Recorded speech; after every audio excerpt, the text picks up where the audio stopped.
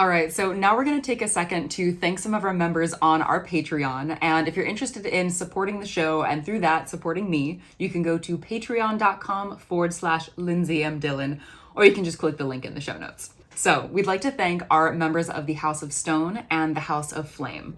So that is Francie Dillon, Pokela, Natalie Curry, Bertie Tam, Leah Tab, J.S., Katie Grant, Krisha Dolan, Allison Connors, and Cheryl Eisenhower. So, to our dear patrons, may I remind you that if you gaze into a kiln, the kiln also gazes into you.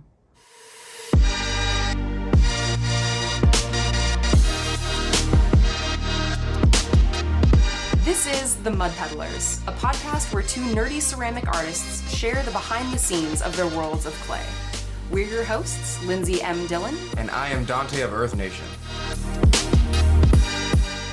Today on The Mud Peddlers, we have a very special guest, and I would like to introduce Ianna Frisby.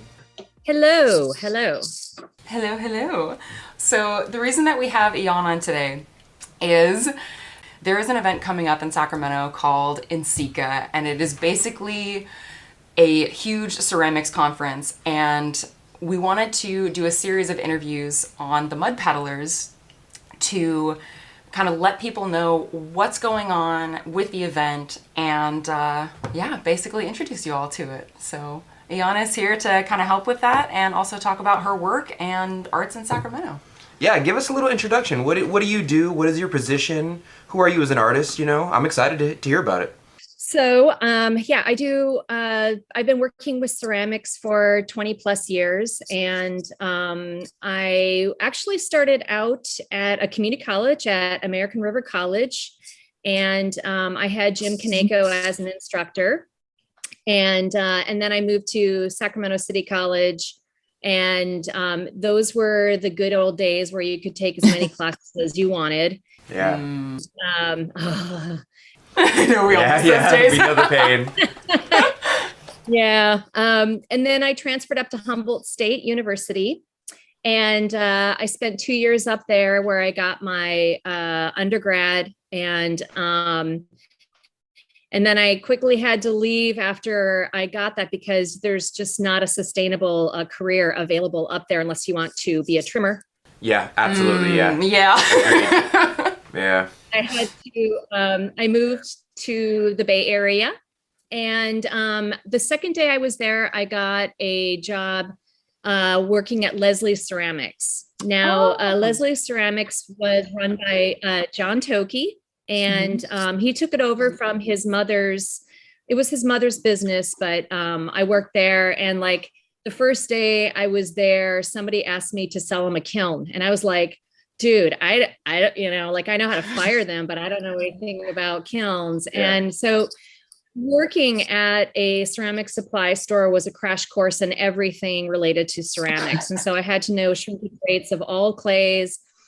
And it was just I thought it was a really smart move. And I would recommend that to anyone else who is kind of getting going and they want to know more, is like, jump in, work at a store, something like that, and get in the background and see what's going on. I was there for 5 years in the Bay Area, and I had a warehouse, a 5,000 square foot warehouse, and paid. That's big. I know. It was great. Flashdance lifestyle. And I worked at every art center I possibly could in ceramics. And so I worked at like Richmond Art Center, Walnut Creek Civic Art Center, Piedmont Adult. I worked with K through 12 in all sorts of environments. And then I decided that it's time for me to go to grad school. So I went bi-coastal with education, and I got into Cranbrook Academy of Art in Michigan. Oh, wow. And that was culture shock, weather shock, and the weather. Go ahead, Donte. What were you saying? No, I was just agreeing with you about the weather. Like, so many people ask me how does their clay dry, and I'm like, it depends on where you live, realistically. Yeah, that's true. I don't like being cold at all. So as soon as I knew I wanted to teach ceramics, like that was always kind of what my goal was. And but I also wanted to do ceramics professionally. So when I started getting close to graduation, I applied to any place that did not have snow. And lo and behold, I actually got a response back from Sierra College. And so I flew out to Sacramento and I got the job, and it was a part-time job. It's an adjunct job. So I decided like, we're gonna move back to Sacramento, and I did, and I've been here in Sacramento ever since. And so since then, as soon as I came back to Sacramento, it's like, okay, I want to get into the arts community. Like that was a really important component to me. And so the first thing I did is I volunteered at the Crocker Art Museum, which is, for those of you that don't know Sacramento, it's kind of our only art museum. Yeah. Yeah. Yeah. It's true. Yeah. It's a little jewel, and it actually houses one of the largest ceramic collections on the West Coast. And it's pretty, I mean, that's pretty cool. I gotta say, I love going there. It feels like home to me. And it was actually at the Crocker, it was a volunteer position. It's called Crocker Contemporaries. And it was when the Crocker was looking for that's when I was younger, artists to kind of zhuzh a little bit, the programming. And that's where I met my, what I call partner, Joya Fonda. And when we met, it was kind of like, oh, I kind of already know who you are. Like like when you first meet somebody, you're like, but I know you, like there's a familiarity. And I've had that happen with a few people, but Joya definitely is one of those. And she and I kind of became best buds, and we started a gallery for 5 years that we also volunteered at, but curated monthly shows. What was the name of that gallery? Where was that? It was called Tangent Gallery, and it was on 4th Avenue in Franklin. And we put on thematic shows every month. And we didn't get paid. We just did it. And we were both at that time working part-time at, I was working at Sierra College and Sac City. And Joya, at that time, she got a full-time position at Sacramento City College. So when she was unable to spend as much time and energy on the gallery, we shut it down. And so we did that for 5 years. And then we still kept our noses in the community though. And we've been to a few of those meetings where people are like, well, what can we do to get Sacramento, on the map and to kind of revive Sacramento art, culture, community, et cetera.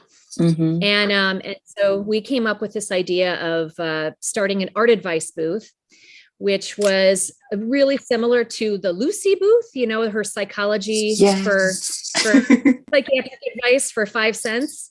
So we modeled it after that. And it's a pop-up shop now. So we kind of it's a pop-up. I shouldn't say it's a shop, it's a booth. Yeah, right. We go to places. We've done Saturday. We've set it up corners like for First Friday, which is again like these are when galleries are open. We've also done it at places like we've been to high schools. We've been to anywhere where it's arts related. We've been to art festivals and stuff like that. So we kind of keep that alive. We've been doing that for several years now. I'm going on a tangent right now. Oh, no worries. I love it. Talk your talk, honestly. Yeah. I'm just curious because like I remember you telling me about the art advice booth years ago. And so for our listeners, like what kind of advice or what kind of questions would people ask? Like just so they get a sense of what it is, because it's making a comeback for NCECA, right? They're just like, get good. Get better. We, the last time was actually about a couple of weeks ago. We set up at the Crocker inside, masks on and everything. And we just set up like 2 chairs on the other side of the booth, and people are really curious. It's a very humble booth. And so it allows people to approach us without feeling intimidated. And so sometimes people are like, what is this? And we actually have a menu. We have a menu where like just prompts that people can ask. Like we answer practical stuff. So if somebody wants to know something about mediums to use in painting, Joy is going to be the person to talk to. Or sometimes they have questions about their education or about what are the next steps to take. Or, like just advice. Sometimes it gets deeply philosophical. And we appreciate that as well. And there have been times where, we really feel like we're doing a service. Like sometimes people just need to ask a stupid question about art, and those were air quotes for those of you that did not see that. Yes, for our listeners. They'll see it on YouTube for sure. Yeah. It's a safe place to ask anything about that's art related. And so it's practical, it's philosophical. We also have tons of resources. We have lots of handouts. We're both instructors, so we love handing out things to people. And we have some coloring pages for younger kids as well. And sometimes I'll just sit there and like do origami with kids and they'll just like talk to us. And oh, that's chill. That's hella chill. Yeah, it just depends on the individuals that sit down with us. So as for my artwork. Oh, please. I would love to hear about it. Yeah. Oh, yeah. So my artwork has kind of been, I started out as an artist because I was romanced by the idea of being an artist. I wanted to separate myself from everyone else. And so I thought, and also I had a penchant for doing art. Like at a very early age, I wanted to, like I was drawing and stuff. And like in high school and junior high, people would ask me to make the football posters and stuff like that. I feel like that's always an early indicator. It's like, hey, you can do this and like write happy birthday and have it fit like in the right amount of space. Like yeah, I'm hopefully none of those posters resurface. Oh, I hope they do. No, like it's the school that I went to was called Get High. And it was an acronym for Galesville Etcher Trempealeau High School in Wisconsin. And our mascot was the Redman. So no. Oh boy, wow. So they just recently, I would say within the last 7 or 8 years, they got a new mascot and they also kind of changed up their acronym. So it's not the same. That's good. Progress. Yeah. And let's see, what else can I say? Okay. So anyway, it wasn't until I dabbled in art. And then when I got to American River College and I was doing ceramics, and maybe you guys can respond, this maybe resonates with you as well, but like, it was almost like a light bulb went off. You're like, oh my God, how do I do this for the rest of my life? Right. Yeah. When you catch the clay bug, for sure. Yeah. I get it. Exactly. Mm-hmm. I got bit hard. Yeah. Did you get caught by bit hard by the ceramics bug and the teaching bug kind of at the same time? Or was the idea that you wanted to teach something that came on later? No, I've always been like, both of my parents are instructors. One is math and what does he do? Computers and then my stepmother was a biology teacher. So I've been institutionalized my entire life. And so I'm really comfortable in that position. And so I really I felt like I didn't have a lot to say. And that's really taken me, and that's really hard. And I'm just admitting that, like, some people, I really kind of envy people that are like, okay, I'm making this thing and this, I've got this really important thing to say, and I'm just going to kind of generate this amazing oeuvre of work that is based upon this idea. And I was just never like that. Like I am more of a explorer, and I love the challenge of clay and all of its many facets. So that can be kiln firings, different types of treatments, surfaces. I work on the potter's wheel, but I also do sculpture. And I also like to be on the edge. So for me, that means mostly about like pushing materials and pushing people's concepts of what is acceptable in art and in ceramics. Mostly, I think that's something that I've been trying to dispel my entire career, is like, when people say, well, that's not da da da da, you make something that proves them wrong, and so I like that. yeah. So, like, for example, right now I'm deeply embedded into ceramic assemblage. And so that's like using found objects and gems and minerals and jewelry. And like, I've just got all these like little clustered collections of things all over my studio that that pair really well with clay. And I think that's one of the beautiful things about clay as a medium, is that it goes with everything. It's like the black dress, it goes with everything. Is there anything that your specific artwork concentrates on, or are you more like a Rolling Stone? Like, do you experiment, or is there anything that, like, if I saw it, I would go, oh, that's Ianna's work. Like, she definitely did that, without looking at the name? No. I mean, that's the thing. It's like, I don't really have a style. Like, I don't have that. And so, yeah, I don't think if somebody saw my work, they'd go, oh, that's Ianna's. Right. At least I don't think so. I don't know. Sometimes somebody tests it. Sometimes you don't know. Some people are like, I know you made that. You're like, how? I just started. And they're like, I know. Yeah. But I do, like I said, I like to test out things and explore things. And so, one time, several years ago, I was awarded a grant here. It's called the Left Davis grant here in Sacramento. And it doesn't exist anymore, but I was given a chunk of money, and I went to Montana to it was Archie Bray. What's the one in Helena, Montana? Yeah, that's Archie Bray. That's like one of the, for our listeners and viewers, that's one of the more, I guess, famous ceramics institutions, places where you can do internships and such. Yes, absolutely. It's residency, all the things. And Matt Wadel was doing a workshop there, and he makes these amazing large sculptures. And so I did a workshop with him.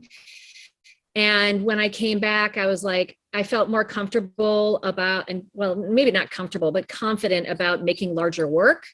And so I kind of pushed that idea, and I made this like 100-pound sculpture that's a one piece that goes on the wall. It's ridiculous. Oh my God. Ridiculous. Yeah.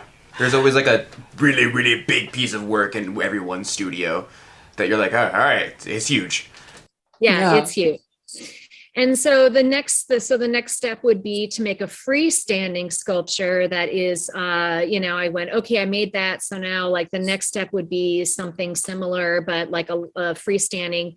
And so I really was, my whole trajectory has been inspired by traveling and also listening to podcasts. Yeah. There are things that I get a bee in my bonnet, and I just got to kind of go there. And so the last one that really hit me, and I've been doing this particular body of work for about 5 years now, is I went to Belize, and there was this Barton Creek Cave. And we also had one tour guide, and it was just me, my husband, and this tour guide who was also a shaman. And we took a canoe. I know, it's pretty cool. We took a canoe into this like water cave, and there was like water dripping from stalactites. And so there was this kind of acoustic echoing thing happening. And we were the only people in there. And there were bats up above, and there were human remains where the ancient Mayan had interred their people, and like there's water dripping into like these ceramic olla jars. And I was like, like it just hit me. And I was like, this is everything. Yeah. I was like, oh, the hair on your skin like waves up. And I was like, this is everything. Like clay has such a wide net, and it reaches every part of the world. It's part of the earth. It's part of, like it becomes these other things that we adorn ourselves with. It becomes ritual. And I just thought that's everything I want to talk about. And so I love this idea of combining, again, like all of this kind of like broken, junk jewelry or minerals and gems. They all now come into my work. And then I because again, I'm a little bit of a, like to push some buttons is, I love craft. So, you can kind of talk a little bit about the difference between art and craft and stuff, and be happy to have that conversation. But for me, craft is something that is, I think right now I'm basically using hot glue. I love hot glue. And I love the drippy drips of hot glue. And oh my gosh, it just can connect so many things, and it is so playful, and it feels wrong, and it feels so good. It feels right at the same time. So I've been using that a lot in my artwork as well. So kind of combining these like low craft, like hot glue, like get it at Michael's kind of stuff with, ceramics and gems and, things that come from the earth. I just love that kind of juxtaposition, and it works well together. So that's pretty much where my artwork is right now-ish. Okay, for sure. Yeah. Hey, real question. How many NCECAs have you been to? More than 5? 2 of them? Just 2. Only 2? Could you describe, because I know it didn't happen last year, can you describe, for lack of a better term, the vibe that NCECA brings to, especially somebody who's never been there before? Yeah. And for those of you that don't know, NCECA stands for the National Council of Education for the Ceramic Arts. I had to look it up, you guys. Me too, no, absolutely. I always say the National Clay Education for something arts. I don't know. It has art and clay in there somewhere. It's very mouthy. Yeah. But basically it is very much about art, ceramic education and exposure to the community at large. And so it feels a little bit like Comic-Con, but it's mostly geared for ceramists, as well as education and exposure. And so that can mean many different things to many different people. And it goes from K up until professionals. It really spans the full spectrum of any, if you're just even a little bit interested, I would encourage you to go, because it's pretty amazing. Everybody's jaws are on the ground the whole time. It really is. It's like Valhalla for ceramics, Yeah. Yes. I love that. What are some of the different ways that people can be involved in NCECA? Because I know for myself, Donte and I were gonna go right before the pandemic. Yeah, but 3 months before. Yeah. So we were planning on getting the ticket, being able to go to all the workshops, but it seems like there's a bunch of different ways that people can be involved. There's getting the ticket and doing that whole thing. Then there's different gallery shows that are going to be going on. So what are the different ways that people can get involved with NCECA, both for those who are buying a ticket and those who are maybe either can't afford to or just aren't going to be buying a ticket to the event in the convention itself? Right. Yes. Great. Okay. So, all right. So for those people that want to really jump in the pool and do the NCECA, first of all, they would encourage you to become a member. And so if you go to nceca.net, you will see that there is a place called on the row, it says events, and it'll say conference 2022. You click on that and it'll give you a whole bunch of ideas of what you can do, and how to, if you want to pay for a 4-day ticket. So they have there are nuanced versions of how to get involved. So if you want to just participate in 4 days, you can do 4 days, just that, or you can do membership 4 days, and it entitles you to a year membership. And you also get the newsletter, and you also get access to the pre and post conference events that are happening as well.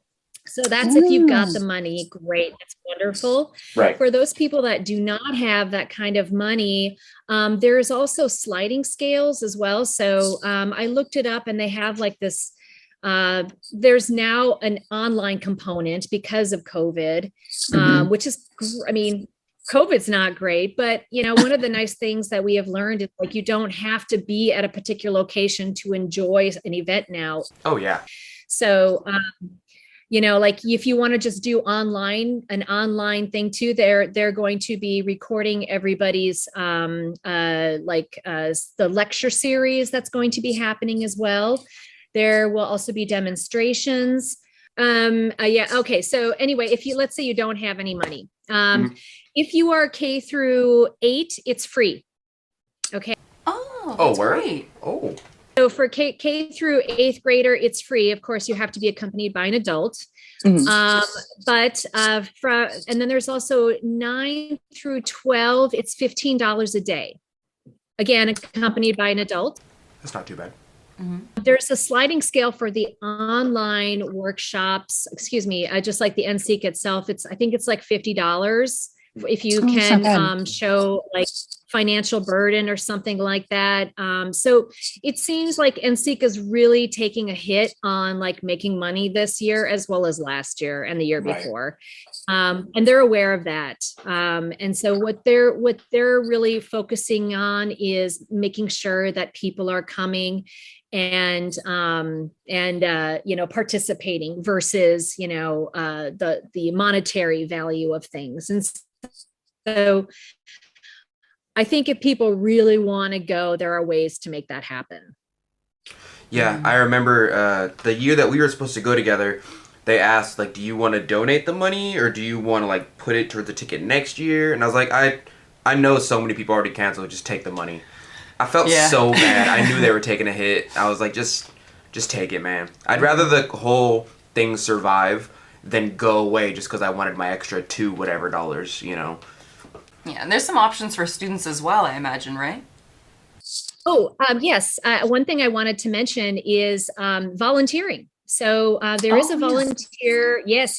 So if people want to get into NCECA, the back doorway is volunteering. And so you can sign up on the website to do volunteering. And I think it's like, you have to do 12 to 13 hours of volunteering and then you get in for free. So there's that. That's a good way to do it too. Yeah. I assume you could split up the time too. They're not going to keep you on the hook for 12, 13 hours. No, right. Yeah, somebody is in charge of that, and it probably will get divvied up between the 4 days. And I don't know how much freedom you will have to say where you want to be or whatever. But we're going to be working on there are a couple of things that I'm involved with personally that we're collaborating to do NCECA, and one of them is called Clay Camp. And Clay Camp is for K through 12 students. That is going to be 2 consecutive weekends that we're basically bringing clay and hiring some potters. Lindsey. Yes, myself included. To do some demonstrations and to show younger people how cool ceramics is. And the art advice booth will be there as well. And we have some ideas about doing things like that with kids. And is that going to be the weekend? Like the 2 weekend, I can't remember. Is that going to be the 2 weekends before NCECA, or what's the timeline on those? One Saturday, it's going to be one Saturday during NCECA, and then the following Saturday is going to be at the Crocker. And what we're going to be doing is having kids make a cornucopia. So we had one of my colleagues make this framework, an armature that has wire mesh in it, that where we're asking students to make fruits and vegetables out of clay. So there will be kind of like this project driven side and then those little pieces are going to be put on the cornucopia at NCECA. So it's going to be in the, there's going to be like an installation area that is free to everybody.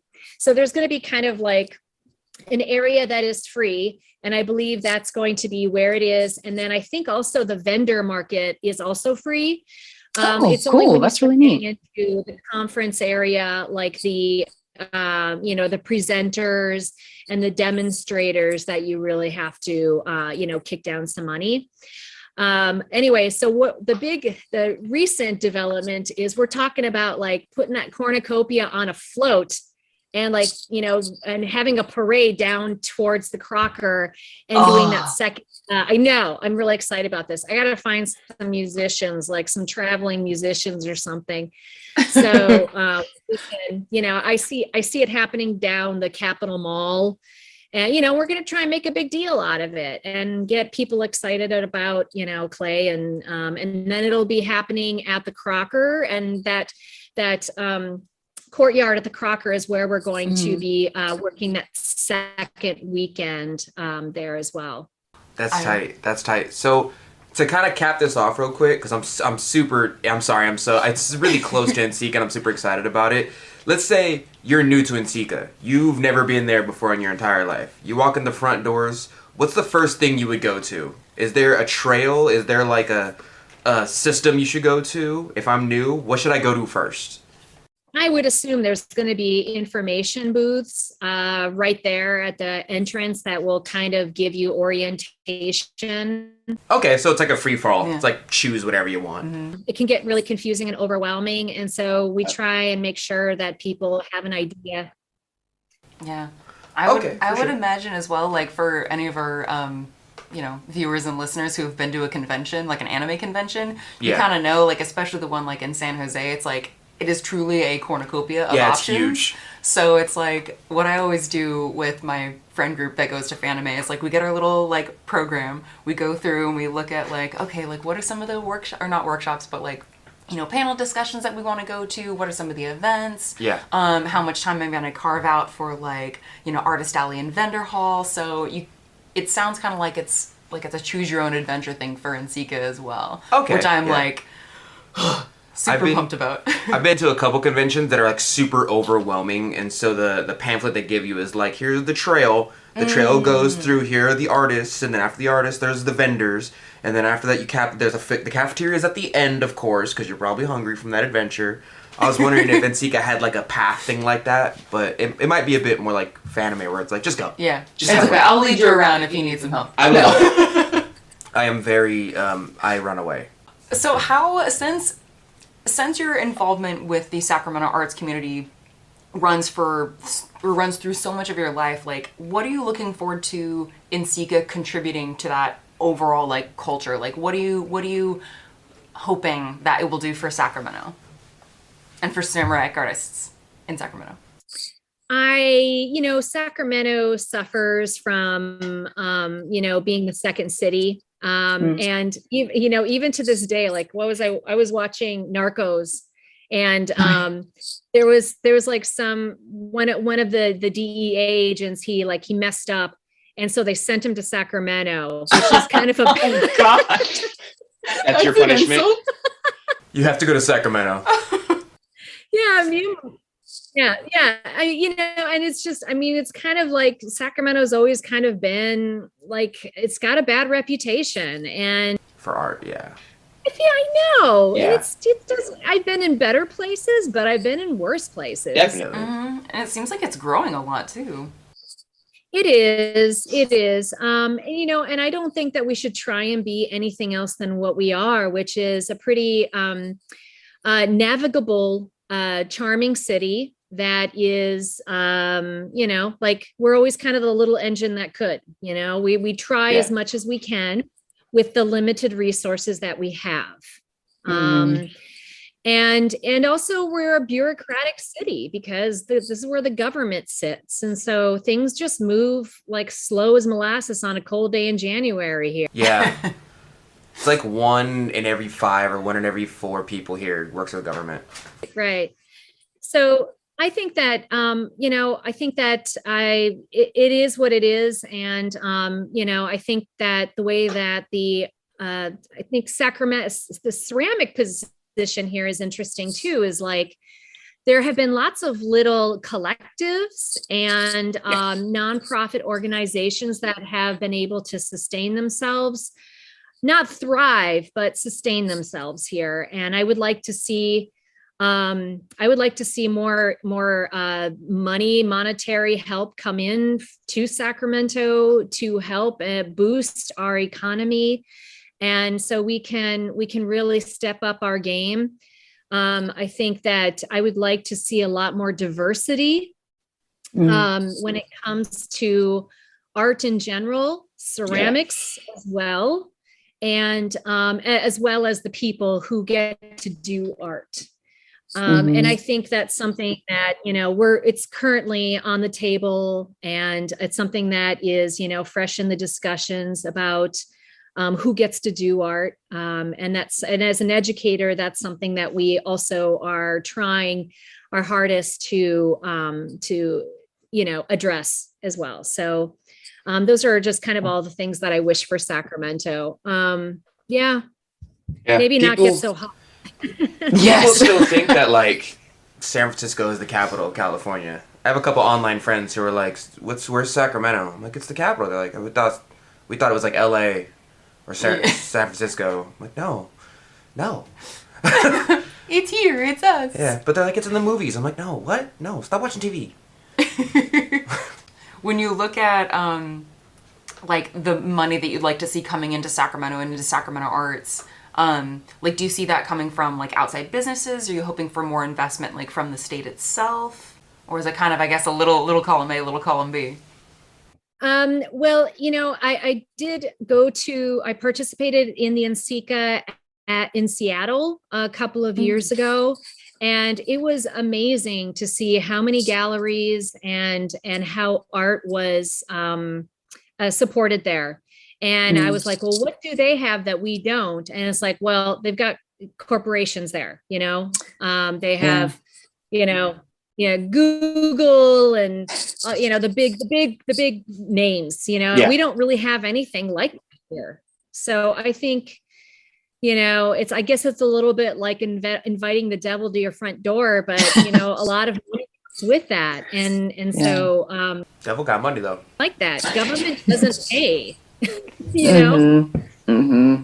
It's interesting living in Sacramento. Like, I remember choosing after I graduated from UC Santa Cruz to come back for many different reasons.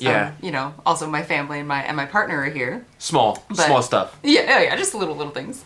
But the fact that kind of like the word that stood out to me when you were just talking about Sacramento is navigable, and I feel like that works just not only in terms of traffic, like our traffic's not as bad as LA, but also just the art scene it felt like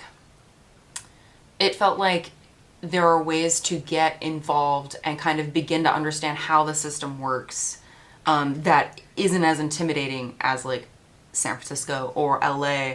I don't know. I still kind of like that Sacramento has a little bit of that feel. But I'm also I love Sacramento. Yeah. So much. Like, I don't like, it's in a bowl. We're surrounded by mountains. If we had a war with another city, we'd be fine. They gotta come over the mountains to get us.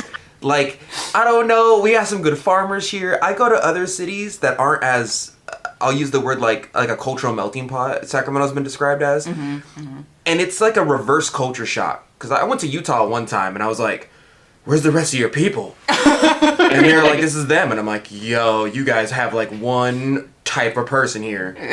Sacramento, we have so much diversity.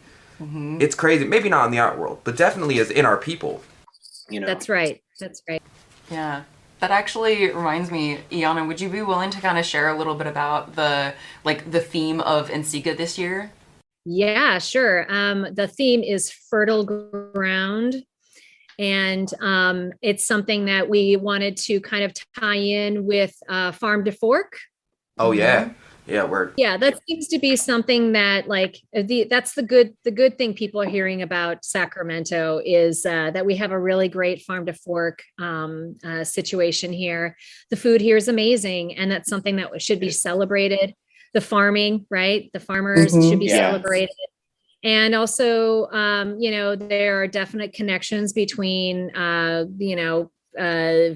the ground, like the poetic version of like where clay comes from, and also thinking about generating new ideas and the fertility of what that entails. And also I think we were thinking about like, hey, this is going to be our first like non-pandemic. Yeah, fingers crossed. Quote unquote. Right. Yeah. I think fertile ground holds promise, and hope.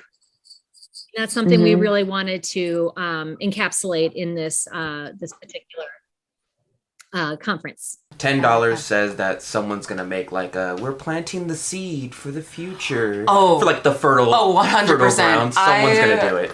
When I applied to give a talk at NCECA, I definitely played into that a little bit. I towed the line with cheese, just a little bit. Cheese goes good on everything. Just too much of it gives you high cholesterol. That's true. That's true.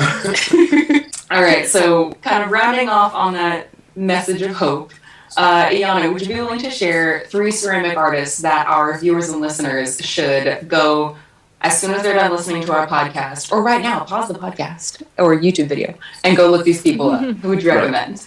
With your question, I'm gonna like right back at you. Solid. As far as like give me a context, because I have a list of like blue chip artists, or like international artists, or you want somebody from Sacramento, or you want who am I looking at? Like, give me more specifics. Let's look at Sacramento artists, and let's do maybe 2 that are somewhat more established, like you think that people could learn something from looking at their work. And maybe if you can think of one person who maybe isn't as established, but it's like, ooh, keep an eye on this person. Up and comer, yeah. I'm going to mention a couple of people that are from Sacramento, but are no longer in Sacramento. Okay. Right. So I would say Aida Lizalde is a really amazing artist in her own right. And, it's like, when you see certain people and their artwork and you're like, oh, you got it. She's one of those people. She's got it. And she's really amazing. And she uses, she's not a ceramist in the sense of like, that's all she does. She's more conceptual and performance based. But she does video, but she also uses clay a lot in her work. And I love the way she uses that material in a poetic way that is kind of transcends. And so she works a lot with identity in her artwork. And she reminds me a little bit of like Ana Mendieta, in a sense, where she's just pretty serious about her work and where it's coming from. And I'm so looking forward to seeing anything that she does. So she's somebody that I really respect, and I'm keeping an eye on her. And then the other person is Myung An, and or An, I think his last name is Myung An, and he is a former student of mine who he also right now I think he's doing a residency at the Mendocino Art Center, but he may or may not have already graduated from the University of Montana. I think he was there. And I just love his artwork and where he's coming from too. Again, like his work kind of transcends. I appreciate the surfaces, and he's got a kind of a Zen wabi-sabi thing going on, and he uses a lot of different techniques, and his work is so crusty, and I'm always interested to see what he's up to. So he again is he's younger. He's probably more like your guys' age. And I like whatever he is doing, and I love talking to him. He's a very thoughtful person. I have one of his cups because I got to meet him at the Kaka show in Davis before the pandemic, and he's a really, really cool person, and I was like, yes, I must have one of your mugs. So I've got one in my shelf at home. Yeah, good. Yeah. And let's see, I'm gonna just throw out a few more. Yeah, cool. Daniel Trejo is another person that I really like his work. He does just he's working with clay, but like it's just such a different way of working with clay. And again, like I guess the common thread here for me is like it's unexpected, and things are getting pushed, and these are people that are really pushing the material in a way that is unexpected. And I like that the conversation is being moved forward. It's not literally spinning on it. It's not like the same thing over and over again. And I really like Sunshine Cobb's pottery. Yeah. And she was teaching at Sac State for a while, and she moved to Montana as well. I entered one of her raffles. She's so clever. Like I think she makes a lot of money, like her money on making pottery and stuff. And so she did like a raffle, and I threw down for the raffle a few times, and I finally got for her. And her work is really interesting because there's just so many stages that her work goes through. When I look at a piece of artwork or a piece of ceramics for that matter, I like to think about how it was made. And if I get kind of caught up in the craft, if it's easy for me to figure it out, I'm not as engaged as when I hold up a piece of artwork like hers, I'm like, oh, sandblasting, oh, hours of sanding, like there's layers there. There's a complexity that I really appreciate in her work. And there's the confidence in her work too, that she just keeps popping it out. And I love that. And then a former student of mine, Kelsey Bone, is also in Montana. Well, everybody's going to Montana. Everyone's going to go to Montana. Yeah.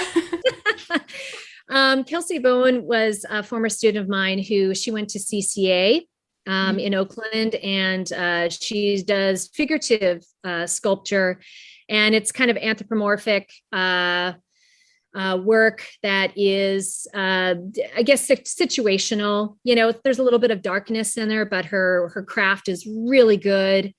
And she studied under Arthur Gonzalez. So he kind of, there's that little bit of thread there you can see in her work. Yeah.